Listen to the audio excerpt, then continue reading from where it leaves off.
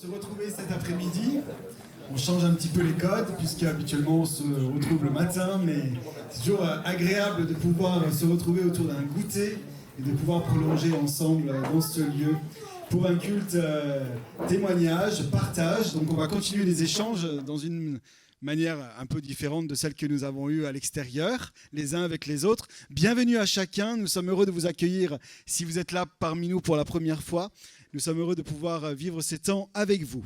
J'aimerais débuter ce temps de culte par ce texte dans Lamentation qui nous dit que les bontés de l'Éternel ne sont pas épuisées. Ses compassions ne prennent pas fin. Elles se renouvellent chaque matin. Que ta fidélité est grande. Je le déclare, l'Éternel est mon bien. C'est pourquoi je veux m'attendre à lui. Ce texte nous rejoint aussi dans notre actualité, dans une saison où, comme vous le savez, les nations sont en proie à de grands défis. Alors ce n'est pas nouveau, évidemment, mais nous avons une actualité qui nous amène aussi à pouvoir nous recentrer cet après-midi sur celui qui a des compassions et des bontés illimitées, et celui qui veille, et sa fidélité est grande, et nous voulons le proclamer cet après-midi à la fois sur notre pays, sur les nations, sur l'Ukraine, sur Israël, sur la bande de Gaza. Nous déclarons que l'Éternel est grand et que sa bonté est inépuisable. Nous voulons aussi célébrer sa bonté à travers ce qu'il fait dans nos vies, d'une manière proche, dans nos actualités réciproques. Et c'est pourquoi cet après-midi, nous avons la joie d'accueillir Myria pour un premier témoignage. Bienvenue à toi. Bonjour à tous. Voilà, aujourd'hui, j'ai le plaisir de partager avec vous mon témoignage. Mais avant ça, j'aimerais lire une parole. D'abord par respect pour Dieu, car c'est lui le seul digne d'admiration, d'adoration, de glorification. Et c'est aussi une parole qui m'a, la première fois que je l'ai lue, m'a fait énormément du bien. C'est une parole avec qui dans cette parole, je me suis beaucoup identifiée. C'est un verset qui me donne la force jusqu'à aujourd'hui. Alors, c'est le livre de Jérémie, chapitre 17, versets 7 et 8. Béni soit l'homme qui fait confiance à l'Éternel et qui place son espérance en lui. Il ressemble à un arbre planté près de l'eau et qui étend ses racines vers le cours d'eau. Il ne s'aperçoit pas de la venue de la chaleur et son feuillage reste vert. Lors d'une année de sécheresse, il ne redoute rien et il ne cesse pas de porter du fruit. Quand j'ai lu ce verset, pour la première fois, je me suis dit, je veux ressembler à cet arbre. Voilà. Donc, je suis née en 21 mars 1989 au Guatemala, un pays de l'Amérique centrale. Je suis née dans une famille de 6 enfants. Quand j'avais 7 ans, mes parents ils se sont séparés. Les deux ils étaient chrétiens. J'ai pas de souvenirs d'une famille composée d'un père et d'une mère. La seule chose que je me rappelle, c'est que j'allais vivre un an chez maman et un an chez papa. C'était comme ça. Quand j'allais vivre chez maman, j'assistais à l'église catholique. Quand j'allais vivre chez papa, il nous amenait chez les Mormons. Quand j'allais chez ma grand-mère maternelle, j'allais chez les protestants. Et chez ma grand-mère paternelle, j'allais chez les témoins de Jéhovah. Heureusement que je n'ai pas eu une tati bouddhiste. Voilà. Donc du coup, voilà, j'ai grandi parmi toutes ces religions. Quand j'avais 12 ans, mon père est décédé. Donc on est tous allés vivre chez maman et ma mère, elle travaillait énormément. Du coup, on restait entre frères. L'adolescence qui commençait, on s'est complètement éloigné de Dieu. Entre frères, on avait plus envie de voir des films, de sortir, d'écouter de la musique. Voilà. Dieu pour nous, voilà, c'était plus très intéressant. Donc j'ai commencé à vivre, on va dire, dans le monde. Après mon adolescence, voilà, avec mes frères, ça s'est plutôt bien passé, on va dire. On était très unis, on était une famille quand même solidaire, mais c'est vrai que Dieu, il n'était pas notre priorité. Voilà. Quand j'avais 18 ans, j'ai connu Jordan, donc mon mari, le père de mes enfants. Rapidement, c'est vrai qu'on s'aimait beaucoup depuis le début. On savait qu'on voulait vivre tous les deux et que, voilà, que lui, c'était l'amour de ma vie et lui, il savait aussi que j'étais l'amour de sa vie. Donc, on a commencé à vivre ensemble. Je suis tombée enceinte de Valentino. Et on a décidé de rentrer en France parce que le Guatemala, c'est difficile à vivre. Il faut aller chez le médecin quand on est enceinte, il faut tout payer. Voilà, pour Jordan, ça c'était... ici en France, c'est pas du tout pareil. Donc il m'a dit, bon, on va rentrer en France parce que c'est mieux là-bas pour le petit. Donc on est venu vivre en France. Pour moi, ça a été très dur, très très difficile de quitter ma famille, de quitter mes frères, ma mère, enfin voilà, de quitter tout ça parce que c'est deux pays très très différents. Voilà, c'est vrai que la France et le Guatemala, ça n'a rien à voir. Donc le climat, la culture, la langue, tout est complètement différent. Donc j'ai commencé à être triste ici. Mon fils est arrivé, ça par contre voilà, j'étais la plus heureuse au monde d'avoir mon petit avec moi.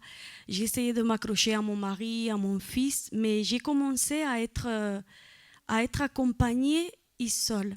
Voilà, j'étais accompagnée, mais il y avait quelque chose en moi qui était vide. Donc j'ai commencé à me poser des questions. Je me disais pourquoi en fait je me sens comme ça. Je devrais être heureuse vraiment parce que j'étais vraiment heureuse pour mon fils et pour mon mari, mais il y avait quelque chose en moi qui était pas bien. Donc j'essayais de me rappeler de toutes ces conversations que j'avais avec une tati témoin de Jéhovah que j'avais, qu'elle me parlait beaucoup de Dieu et qu'elle connaissait beaucoup des choses de la Bible.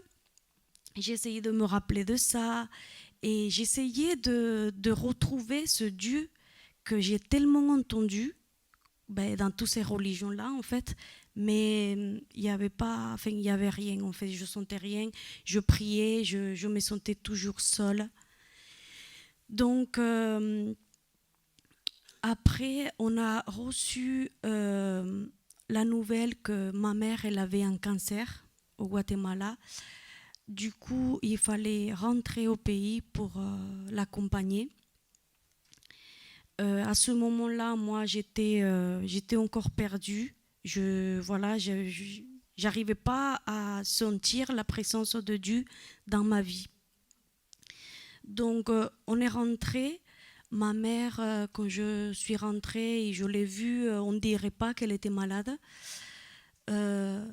Par contre, après, son état physique a commencé à se dégrader très rapidement. Et moi, en fait, quand j'ai commencé à voir tout ça, je me disais, voilà, en fait, c'est pour ça que je ressens rien quand je pense à Dieu, parce que, en fait, c'est des mensonges. Je voyais ma mère comme ça, je voyais les gens qui venaient prier pour elle, et je me disais, voilà, donc, il n'y a rien qui change, au contraire, ça empire les choses. Donc, ce Dieu que j'essaie de trouver, il n'existe pas parce que toute cette souffrance, c'est pas normal. Donc, j'ai parlé avec mon petit frère et je lui ai dit ça, il faut arrêter avec Dieu parce que, tu vois, ma mère, elle s'améliore pas, donc c'est pas la peine de continuer à me parler de ça parce que ma foi, elle est plus là. Mon petit frère, il était vraiment triste d'entendre ça et un jour, dans son bus, il a croisé quelqu'un qui a commencé à lui parler de Dieu. Et mon petit frère lui a dit, écoutez, venez à la maison parce que j'ai ma sœur qu'elle commence à douter et j'aimerais bien que vous lui expliquiez tout ce que vous venez de m'expliquer. Donc il arrive avec cette dame Et mon frère me dit, écoute, tu perds rien, écoute là, pose toutes les questions que tu veux et elle va essayer de te répondre. Donc moi, c'est ce que j'ai fait. Je lui ai dit, bon d'accord, mais je perds rien, j'y vais essayer. Du coup, cette personne, elle était quelqu'un qui se connaissait beaucoup dans la Bible. Et j'ai commencé à lui poser toutes ces questions-là. Pourquoi la souffrance? Pourquoi la douleur sur terre? Pourquoi tellement des maladies? Pourquoi ma mère, elle est comme ça? J'aurais pas le temps de vous expliquer tout ce qu'elle m'a expliqué parce que c'était dans plusieurs jours en fait. Elle allait vraiment tout doucement avec moi. Et petit à petit, en fait, j'ai commencé à répondre aux quelques questions que j'avais. Et j'ai commencé à sentir en fait que vu que j'avais des réponses, il fallait continuer quand elle partait à chercher par moi-même. Donc j'ai commencé à chercher par moi-même tout ça, toutes ces questions que j'avais par rapport à la souffrance, la douleur et tout ça sur terre. Et j'ai compris en fait, je vous le dis dans mes paroles aujourd'hui, j'ai compris en fait que c'est pas quelque chose que Dieu avait contre maman. C'est pas quelque chose que Dieu n'était pas là. En fait, c'est juste en fait la paix d'une humanité déchue. Que malheureusement, c'est comme ça. Sur cette terre, il y a cette souffrance-là. Et que, au contraire, Dieu aimait tellement maman qu'il lui donnait l'opportunité d'écouter sa parole.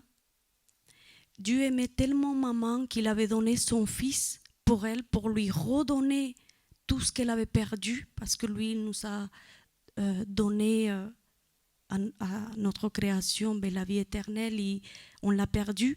Et que, au contraire, que lui, il aimait tellement maman qu'il lui donnait l'opportunité qu'on puisse prier pour elle, qu'elle puisse écouter ça. Et qu'il aimait tellement maman que je pouvais lui montrer son amour à travers mon comportement envers elle. Donc j'ai commencé en fait à transformer toute cette douleur, la souffrance et tout ça en fait dans quelque chose de brillant, dans quelque chose vraiment de bien. Et j'ai commencé à comprendre en fait que c'était ça Dieu.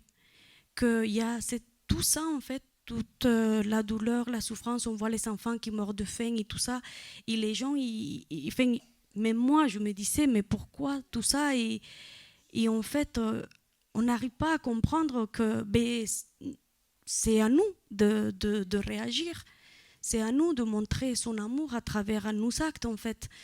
Donc petit à petit, voilà, j'ai continué à chercher de lui. Et un jour, j'ai vécu une expérience surnaturelle que je ne pourrais pas vous expliquer aujourd'hui, malheureusement, parce que j'ai pas le temps. Mais après cette expérience très très forte que j'ai vécue, je me suis vraiment accrochée à lui. Il y avait quelque chose en moi qui voulait juste rester à son côté, en fait, et qui me poussait à vraiment le trouver. Et c'est ce que j'ai fait. J'assistais à aucune église. Je l'ai fait toute seule. Je lisais, je priais à chaque fois. Je lui disais, il faut que tu m'accompagnes parce que je veux savoir vraiment qui tu es. Je veux comprendre mon but sur cette terre. Ne me laisse pas partir sans faire pourquoi tu m'as envoyé en fait. Et j'ai pu lui parler à maman de tout ça. Ma mère est décédée après, mais il y avait une paix en moi. Il n'y avait plus de souffrance en fait. Il y avait une paix en moi qu'elle a accepté Jésus, qu'elle est partie vraiment avec lui et que j'ai fait tout ce que j'ai pu faire pour elle. Et c'est ça qui me nourrit, c'est ça qui me donnait la force de continuer. Donc, je me suis demandé en fait pourquoi j'étais dans toutes ces religions-là et je sentais qu'il y avait... Enfin, quand j'essayais de me rappeler, il n'y avait rien. Et petit à petit, en fait, j'ai compris que Je ne peux pas otorguer aucune vérité à aucune religion. La seule vérité, c'est en Jésus. La religion ne sauve pas. Les pasteurs, ils font leur travail, mais les pasteurs et les leaders des églises, en fait, ils font leur travail, mais c'est comment y aller chez un médecin. On va chez un médecin, on va lui dire si on a mal, si on est malade, si on a mal quelque part. Lui, il va nous conseiller ce qu'on doit faire, une bonne alimentation, du sport, ou enfin voilà. Il va nous donner la prescription d'un médicament, mais après, c'est notre choix. Si le médicament, il faut le prendre 3 fois par jour, et si on le prend qu'une fois par jour, ça, après, c'est notre travail. Donc, j'ai compris en fait que voilà, la relation vraiment avec Dieu, il veut que ça soit individuel. Il veut vraiment avoir une relation individuelle avec nous et qu'on écoute vraiment ce qu'il a à nous dire pour qu'on puisse réussir notre but sur cette terre. Et je suis loin d'être ce que je voudrais, mais je me dis, c'est pas grave, je sais que j'ai choisi le bon combat. Amen. Alors, cher César, est-ce que tu peux te présenter en quelques mots? D'où viens-tu? Je viens de l'autre côté des Alpes, c'est grand. Je viens d'Italie, italiano, sono. Voilà, je suis né, donc je m'appelle César, mais en italien c'est Cesarino. Voilà. Et je suis né il y a 3/4 de siècle comme l'Israël. Voilà. Ok. En 48 donc. En 48. On va passer la date, c'est pas grave. Et je suis émigré, moi aussi, j'ai émigré dans les bras de papa et maman en 1949, le 18 janvier. Voilà, nous sommes arrivés dans le Gers. Après avoir fait 3 jours de camp de concentration sanitaire à Toulouse. Et nous sommes installés, mes parents étaient installés à Cassetarouille, près de Miradou. Voilà, depuis, j'ai grandi dans le village, à l'école, etc., jusqu'au certificat d'études. Parce qu'à l'époque, on passait encore au certificat d'études. Il y en a d'autres qui ont dû le passer, mais pas beaucoup peut-être. Et après, je suis allé au collège, j'ai appris un métier, la mécanique. Et puis j'ai travaillé, voilà, j'ai grandi, travaillé à plusieurs endroits. J'ai connu mon épouse Maryse. Et donc on s'est mariés en 70. Pardon. Et de là on s'est installé sur Toulouse, donc on a passé 40 années à Toulouse. Et on est revenu à la source, à ma source, Cassetarouille. Voilà. Alors, voilà, nous avons eu 2 enfants. 2 garçons, Stéphane et David, et puis voilà, 6 petits-enfants. Voilà, ça c'est mon histoire. Notre histoire. Ensuite. Merci. Alors, comment es-tu venu à la foi en Jésus-Christ? Comment je suis venu à la foi? En 85, j'ai perdu mon papa accidentellement, et ça m'a remis en question, ça a touché profondément mon cœur. Et puis, c'était une époque où c'est que... il y avait les hommes d'affaires du plein évangile. Il y avait un couple d'amis qui était la maman de notre chère Alexandra, qui est là. Et elle n'est pas là. Si? Ah, pardon. Et donc, j'ai donné ma vie à Jésus. Bon, j'ai donné ma vie à Jésus. Au début, je ne comprenais pas grand-chose, hein, puisque j'étais catholique. Enfin, maman était surtout catholique, y compris ma grand-mère, mais j'avais un problème avec les prêtres parce qu'à l'âge de 7 ans, il y en a un qui m'a donné un coup de pied dans les reins. Parce que j'étais tombé en déplaçant l'évangile, enfin le missel, voilà, pour le mettre de droite à gauche. Alors depuis, c'était pas mon fort, ça. L'amour, à travers les coups de pied, c'est pas. Donc voilà, et petit à petit, on est venu à l'évangile, j'ai donné ma vie à Jésus, et petit à petit on a cheminé, on a appris des choses, on a fait des erreurs, et puis je crois que Jésus, il a dit qu'il est le chemin, la vérité et la vie. Et ça résume un peu la vie de tout homme. Il est la vie. Il nous a parlé du péché, il nous a parlé de repentance. Et c'est un domaine où c'est qu'il faut tôt ou tard y passer, c'est-à-dire que reconnaître qu'on est pécheur. S'il y en a qui ne le sont pas, tant mieux. Hein. Et puis après se repentir. C'est pas toujours évident de se repentir. Voilà.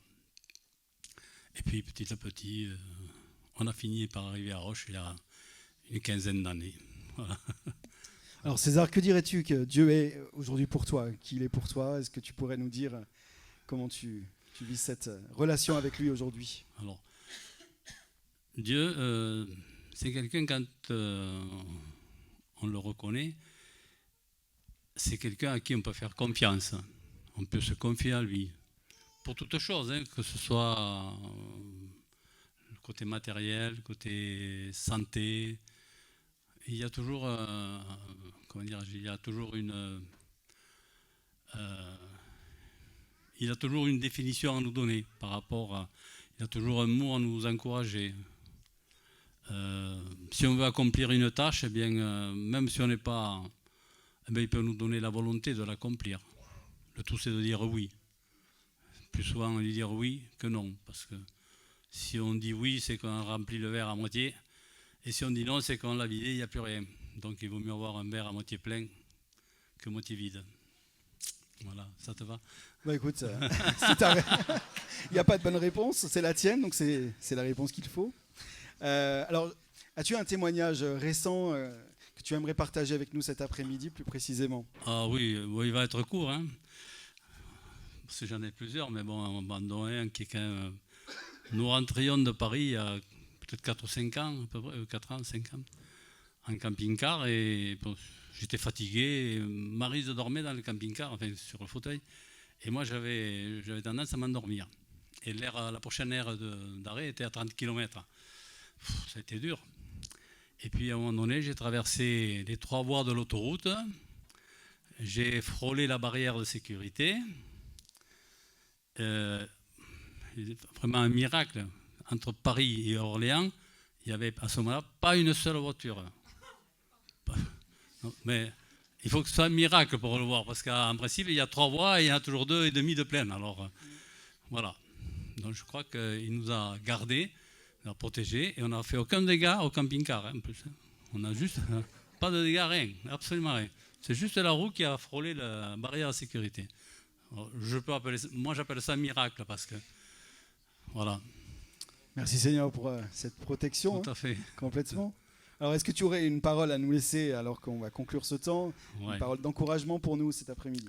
Alors, il m'est arrivé cette année, au mois de juin, on était en Italie, dans la famille, et nous avons eu un ouragan qui est passé. Donc on était parti pour 15 jours, et là ça faisait que 8 jours, donc je n'avais pas vu toute ma famille, puisque j'en ai un autobus ou 2 au moins. Et donc on voulait voir un tel, et notamment une tante qui a 96 ans, une sœur à maman. Et donc il a fallu qu'on rentre parce qu'on avait des dégâts aux alentours de la propriété. Et de ce fait, j'ai pu la voir une demi-heure, mais tout le reste de la famille, je n'ai pas pu la voir parce que c'était trop tard. Et je crois qu'avec Jésus, quand il frappe à la porte, peut-être il faut lui dire réfléchir, dire peut-être oui, aujourd'hui. Parce que si demain, pour une quelconque raison, vous n'êtes plus là, ou vous êtes obligé de partir ailleurs, Jésus sera passé et puis vous serez resté sur le chemin. Si je peux vous encourager, je ne sais pas si c'est une réponse que tu attendais peut-être ou pas, mais, mais voilà, quand il se présente, il vaut mieux lui dire oui, parce que même si au début on ne comprend pas tout, mais petit à petit, on fait le chemin. Voilà. Merci César. Et merci d'avoir dit oui à ce temps d'interview. Merci pour tous ces témoignages, c'est enrichissant. Il y en a pour tout le monde. Alors moi, je vais simplement vous poser une question, 2. Quelle paix, quelle espérance? C'est la question que j'ai pour vous cet après-midi. Quelle paix as-tu? Quelle espérance as-tu? Ça ne vous aura pas échappé. On parle de beaucoup de guerre. En ce moment, on ne parle pas de paix. où on parle de paix comme quelque chose d'impossible. Et on parle de crime, on parle de souffrance.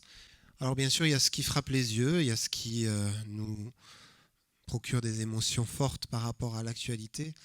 Mais au-delà de ça, si on fait un petit constat, même de notre monde occidental bien installé, bien confortable, il n'y a jamais eu autant de tentatives de suicide parmi la jeunesse depuis le Covid. Nous sommes dans un monde occidental marqué par la désespérance, même si on a tout ce qu'on a besoin à première vue. On est marqué par la désespérance, on est marqué par la dépression et on est même marqué par la culpabilité d'exister. Il y a ce discours qui est là, se sentir coupable d'exister par rapport à la planète, etc. Et moi je me dis, quelle paix pouvons-nous avoir? Quelle espérance pouvons-nous avoir dans ce monde? Jésus, c'est celui que nous prêchons, vous l'avez compris, est venu montrer un autre chemin, une autre voie, un autre message qui n'était pas centré sur l'homme, mais qui était centré sur Dieu. Et c'est ce verset qui va s'afficher, qui s'est imposé à moi dans ce temps de préparation. Pour ce mot de la paix, il y a ce verset que Jésus dit « Je vous laisse la paix, je vous donne ma paix.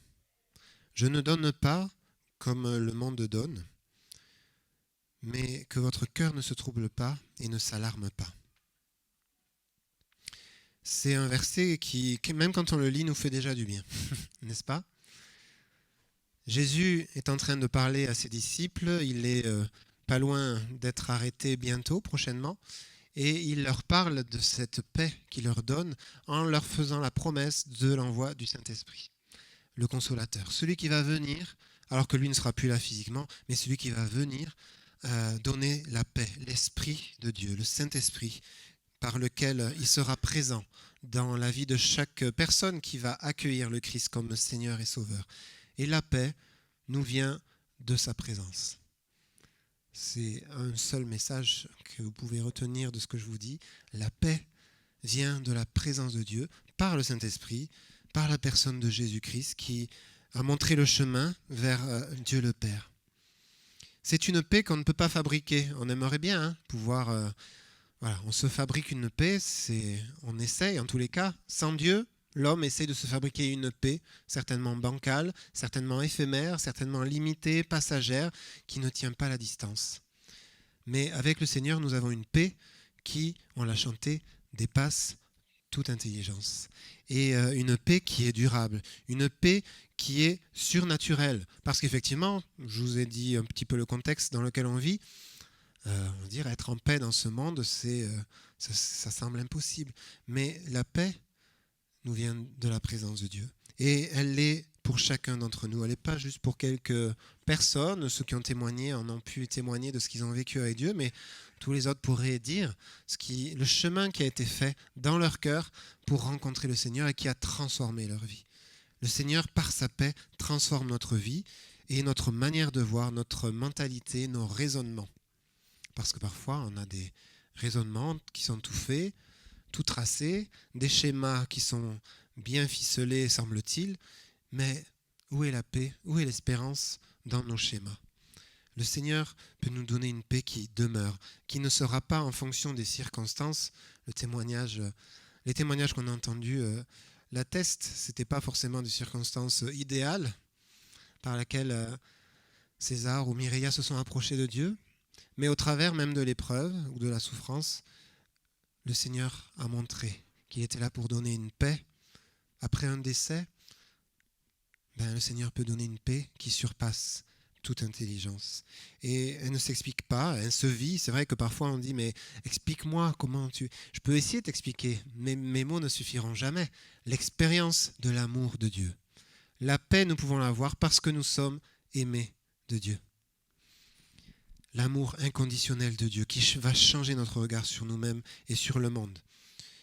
Et j'entends dire encore, même dans ces temps troublés, j'étais étonné encore de lire ça dans certains commentaires. Les gens disent, moi je ne crois pas en Dieu, mais je crois en l'homme. Je dis, mais il faut quand même une sacrée foi pour croire en l'homme, surtout dans ce moment. Je dis, c'est quand même hallucinant. Ok, on croit en l'homme, mais il faut avoir la foi. Mais l'homme livré à lui-même, l'homme tout seul, comme ça, c'est pas Jojo, hein. Excusez-moi de l'expression. L'homme est capable des pires actes, c'est malheureusement d'actualité. Mais même si ce n'est pas les pires actes, l'homme livré à lui-même sans Dieu, c'est la corruption, c'est les inégalités, c'est l'injustice, c'est l'individualisme, c'est la haine, c'est la colère, l'indifférence, le mensonge, les abus, etc., etc. Alors bien sûr, il y a aussi des belles choses dans ce que nous pouvons vivre, parce que nous sommes créés à l'image de Dieu, donc capables de vivre l'amour, capables de porter notre regard sur l'autre et de pouvoir aider, de pouvoir relever, de pouvoir aussi donner du temps. Mais se couper de Dieu en disant qu'on croit en l'homme, c'est se couper de notre identité, de qui nous sommes, parce que nous sommes créés à son image. Et nous sommes créés pour célébrer le Seigneur comme nous l'avons fait à l'instant. Et lorsque nous sommes là, nous sommes dans l'accomplissement de notre destinée à tous, louer le Seigneur, notre Créateur, pour qui il est, pour ce qu'il fait. Alors, oui, dans un monde autour de nous qui est marqué par cette désespérance, qui est marqué par les addictions, par la destruction, l'autodestruction, nous voulons garder et nous garderons ce message de l'Évangile, de la bonne nouvelle de Jésus-Christ, qui a tout pris à la croix pour le pardon de nos péchés et pour que nous soyons sauvés, pour que nous ayons une espérance. Alors quelle espérance ? L'espérance de la vie éternelle. Ça semble peut-être enfantin quand on dit ça, mais la vie éternelle, dans sa présence, c'est l'espérance que nous avons. C'est ce qui nous tient dans la foi, dans un ancrage puissant. C'est ce qui nous tient dans la paix, parce que de savoir d'où nous venons, de savoir où nous allons, nous procure une paix qui est incomparable. Incomparable avec tout autre sentiment de paix que nous pourrions avoir. Alors nous ne voulons pas nous couper de ça. Nous ne voulons pas nous couper de cette réalité, de ce que Jésus est venu accomplir dans ce monde.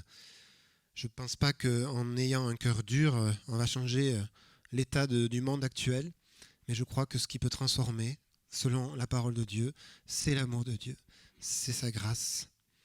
Alors on ne veut pas être de ceux qui se moquent, de ceux qui croient, on veut être de ceux qui goûtent à ce qu'est la liberté d'être enfant de Dieu, la liberté que nous trouvons lorsque nous nous confions en Dieu, la paix que nous trouvons en lui, et nous voulons nous saisir de cela. Donc oui, mon message cet après-midi, c'est ne refuse pas cette paix, ne refuse pas cette espérance, n'y passe pas à côté. César nous disait, on ne sait pas quand on part, c'est bien vrai, mais aujourd'hui et maintenant, on peut parler de vie éternelle, on peut parler de ce qui nous semble lointain, mais la vie éternelle inclut la vie sur terre, inclut ce moment où nous sommes là maintenant rassemblés. Il y a une abondance de vie, il y a une abondance de paix pour chacun de nous maintenant et pour la vie à venir.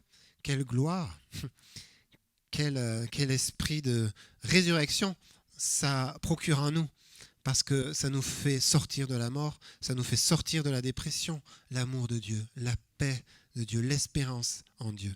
Alors, arrêtons d'avoir l'orgueil de croire que nous sommes suffisants par nous-mêmes et de passer du coup à côté de la vérité. C'est la marque même de ce qu'on appelle le péché, passer à côté de l'amour de Dieu en vivant par nos propres moyens. Donc tournons nos regards vers Jésus, c'est ce que je disais pour ceux qui étaient là, en tout début d'année au réveillon que nous avions vécu ensemble. Gardons les yeux fixés sur Jésus. En paix avec Dieu, en paix avec toi-même et en paix avec les autres. C'est le programme avec Jésus. Et cette paix est toujours disponible. C'est la source dans laquelle nous pouvons venir puiser. Et je vous disais, ce verset que tu peux afficher aussi, c'est Philippiens 4, on l'a chanté aussi, 6 et 7. Ne vous inquiétez de rien, mais en toute chose par la prière et la supplication, avec action de grâce, faites connaître à Dieu vos besoins.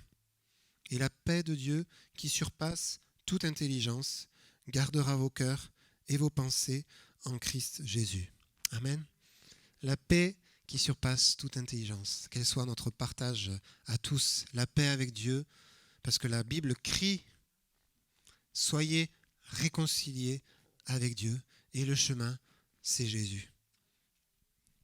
C'est une paix durable que nous pourrons avoir avec lui. Donc il est temps de parler au Seigneur, de lui soumettre ce que l'on vit, de ne rien lui cacher, mais de tout lui apporter avec confiance, parce que nous savons qu'il est fidèle. Et c'est après qu'on se dit, punaise, qu'est-ce que j'étais bête de vouloir m'en sortir tout seul. Et je dis ça, c'est pas juste le fait d'accepter le Seigneur, hein, c'est parfois parce qu'on se dépatouille, on essaye par nous-mêmes, et on est troublé, et on dort pas, parce qu'on essaie de trouver des solutions parfois, au lieu de se tourner simplement vers le Seigneur. Se tourner vers le Seigneur pour lui soumettre ce que nous vivons, c'est prendre de la hauteur. C'est prendre la hauteur nécessaire pour voir les choses. Mais c'est, et surtout, recevoir sa paix. Même si vous avez été offensé, le Seigneur vous donne sa paix, qui surpasse l'intelligence, qui surpasse ce que l'on peut produire par nous-mêmes, parce que c'est divin. Une belle expression. Donc oui, nous avons besoin de Dieu et nous avons besoin des autres. Quand on s'en rend compte, on devient libre. Alors, notre thème cette année, puisque nous avons un thème chaque année dans notre église, c'est toutes choses nouvelles. Le Seigneur nous dit, voici je fais toutes choses nouvelles. Et je reprends cette parole pour vous le dire à chacun d'entre vous.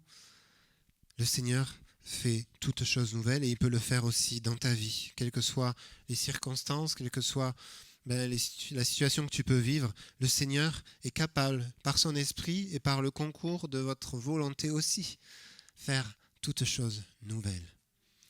Et des choses que la parole nous dit, on ne croirait pas si on nous la racontait. Ça nous a été dit et on le redira. Oui Seigneur, nous voulons nous ouvrir à ça pleinement et maintenant. J'insiste sur le maintenant. C'est pas remettre à demain ce qui est possible aujourd'hui. Maintenant, il y a une paix. Maintenant, il y a une abondance de grâce pour toi, pour moi, pour chacun de nous. Et oui, c'est ça, la foi. Ça dépasse ce qu'on peut voir avec nos yeux. Ça dépasse les circonstances qui peuvent nous entourer. Ça surpasse l'intelligence humaine. Mais nous pouvons dire, oui, le bonheur, il est où ? Il est là. Il est là, il est présent dans la présence de Dieu. Il est là. Il n'y a pas besoin d'aller le chercher ailleurs. Il est le chemin, il est la vérité, il est la vie. Jésus, il est le chemin qui ôte toute confusion. Et la paix, elle vient par lui. Même si ça semble antinomique, la paix est venue par un acte qui nous semble, somme toute, barbare, c'est la crucifixion. Par son sacrifice, par sa mort et par sa résurrection le 3e jour, le Seigneur a vaincu la mort. Il a vaincu le pouvoir du péché qui nous séparait de Dieu et il a vaincu pour que nous soyons réconciliés. Il a pris sur lui la violence humaine, il a pris la violence spirituelle du péché qui est la mort et il nous a ouvert le chemin de la vie. On l'a chanté. Quelle grâce incomparable. Alors, qu'as-tu donc à faire ? Accepter le Seigneur Jésus dans ta vie comme sauveur. Par la repentance, ça nous a été dit, de reconnaître que nous ne pouvons rien sans lui. C'est par sa grâce que nous le pouvons vivre cette paix. La mort et la haine sont restées à la croix si tu t'approches maintenant. Grâce à Jésus qui guérit, qui restaure, nous pouvons vivre quelque chose de nouveau, toute chose nouvelle. Et toute chose renouvelée. Parce que pour certains, ça fait longtemps qu'on est là, mais en lui, nous pouvons vivre toute chose renouvelée par la fraîcheur de son amour. Amen. La paix envahit nos cœurs quand Jésus est là, elle n'a pas de prix. Et je veux terminer ce message avec ces quelques versets du psaume 139, qui est un psaume qui nous parle que nous sommes en lui une créature merveilleuse, que nous avons été voulus de tout temps. Nous ne sommes pas le fruit du hasard. Que nous avons été tissés dans le ventre de notre mère. C'est le psaume 139 que je ne lis pas en entier parce qu'il est un peu long, mais je vous invite à le lire chez vous. Il nous dit aussi, où fuirai-je loin de ton esprit et où fuirai-je loin de ta face ? Nous ne pouvons pas fuir la présence de Dieu, Même dans les ténèbres, sa lumière brille. Alors, je vous dis ça dans le sens, rien ne sert de courir, même vite. L'amour de Dieu, il est là, il peut se retrouver partout et dans toutes les circonstances. Et surtout, à quoi bon fuir la paix? Pourquoi fuir la paix? Quel intérêt? Gagnons un peu de temps et ouvrons dès à présent nos cœurs à la paix de Dieu, en acceptant son amour, en laissant de côté notre orgueil mal placé, à la prétention d'être notre propre Dieu, pour laisser son amour paternel et si bienveillant envahir nos cœurs, nos pensées. Nous ne voulons plus vivre sur un chemin de mort qui ne mène à rien, mais entrer dans la vie éternelle maintenant. Amen. Donc je termine avec ces 2 versets du psaume 139. Sonde-moi, ô Dieu, donc, et connais mon cœur. Éprouve-moi et connais mes préoccupations. Regarde si je suis sur une mauvaise voie et conduis-moi sur la voie de l'éternité. Amen. Quiconque croira en lui ne sera pas confus, nous dit la parole. Je vous laisse la paix, je vous donne ma paix. Moi, je ne donne pas comme le monde donne. Que votre cœur ne se trouble pas et ne s'alarme pas. Je vous invite simplement à la prière, où nous nous plaçons devant Dieu qui est présent dans ces moments, dans ces lieux, avec cette question, veux-tu recevoir la paix, cette paix? Alors, simplement dépose tes fardeaux. Christ a tout pris sur lui à la croix. Dépose les foules de pensées peut-être qui t'assaillent le jour, la nuit. Dépose les raisonnements que tu peux avoir pour recevoir une nouvelle manière de vivre, une nouvelle manière de penser en Christ. Mais avance, n'en reste pas là avec Dieu. Continue ce chemin, continue ce cheminement et réponds à son appel de vivre cette paix qu'il veut partager avec toi maintenant. Seigneur, nous sommes devant toi et sans rien vouloir cacher, nous accueillons ta paix. Nous accueillons la paix qui surpasse toute intelligence. Nous accueillons ton œuvre dans nos vies. Nous accueillons ton amour, nous accueillons ta grâce et la réconciliation qui est possible avec Dieu en Christ Jésus. Merci Seigneur. Maintenant, tu fais une œuvre de résurrection dans les vies, dans les cœurs. Tu fais une œuvre de délivrance de tout là où nous pouvons être captifs. Tu guéris, tu restaures et tu transformes nos vies. Tu renouvelles par ton souffle. Et je vous invite, si vous souhaitez simplement à vivre ce renouveau dans votre relation avec Dieu, qu'elle soit ancienne ou récente, à vous lever en signe que oui Seigneur, je veux vivre ce renouveau encore et maintenant, aujourd'hui, dans ma vie. Ça nous met en mouvement.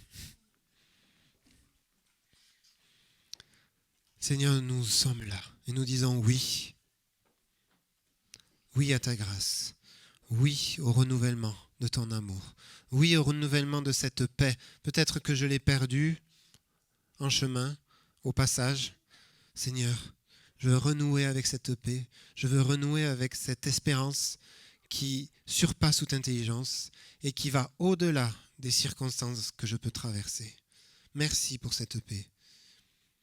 Et maintenant, Seigneur, nous sommes là aussi, et nous l'avons déjà fait dans ce culte, pour bénir les nations, pour proclamer ton règne sur les nations. Et nous voulons, dans ces moments de grands bouleversements et qui s'accélèrent, nous disons, le Seigneur Jésus est là.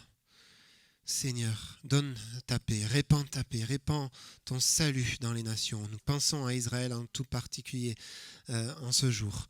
Nous disons que ta paix vienne sur Jérusalem, que ta paix vienne dans Israël, que ta paix vienne dans cette région tellement troublée, tellement bouleversante. Oui, nous continuons à prier pour ta révélation, la révélation de Jésus-Christ, en Israël comme dans le monde. Seigneur, toi qui as à cœur les nations. Nous continuerons à proclamer ton règne, nous continuerons à proclamer que tu es celui qui donne la paix et la paix au monde, parce que tu es le sauveur du monde. Amen. Eh bien, nous allons conclure ici notre temps et nous allons poursuivre à l'extérieur avant que la nuit ne tombe. Soyez bénis, Remplis de cette paix, de cette espérance qui nous a été partagée cet après-midi. Que Dieu accompagne aussi chacun. Et on vous dit à très bientôt pour la suite de nos programmes. Merci à tous.